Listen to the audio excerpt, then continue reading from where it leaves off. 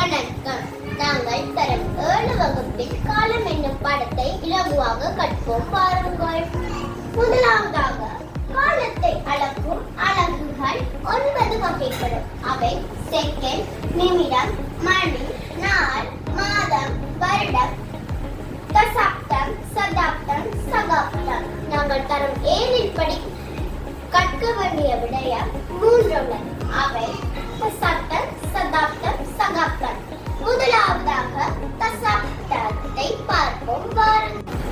தசாப்தம் 10 வருடங்களை கொண்ட காலப்பகுதியானது ஒரு தசாப்தம் எனப்படும்.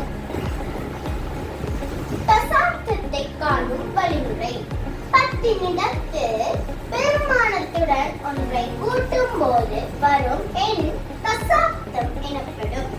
உதாரணம் 2023. 2023 ஒன்றை கூட்டுவோம். 10 இடத்தில் 2 இருப்பதனால் ஒன்றை கூட்ட வேண்டும். 2023 ஆண்டு 203. 2023 ஆண்டு 203 தசாப்தத்தில் உள்ளது. அடுத்ததாக சதாப்தத்தை பார்க்க போகின்றோம். சதாப்தத்தை காணும் வழிமுறை: 100 வருடங்களை கொண்ட காலப்பகுதியானது ஒரு சதாப்தம் எனப்படும்.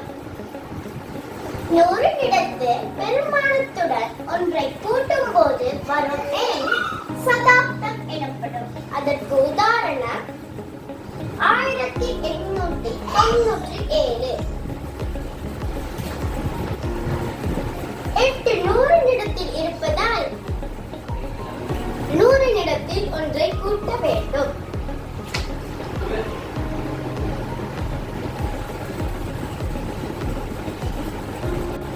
1897 ஆண்டு 199 சதாப்தத்தில் உள்ளது.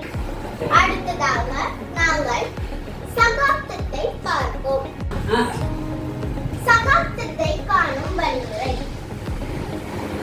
1000 இடத்து பெருமானத்துடன் ஒன்றை கூட்டும் போது வரும் எண் சகாப்தம் எனப்படும். அதற்கு உதாரணம் 2027. 2027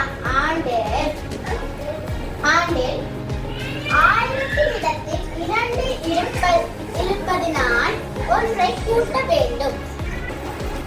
2027 ஆண்டு 302 சகாப்தத்தில் உள்ளது.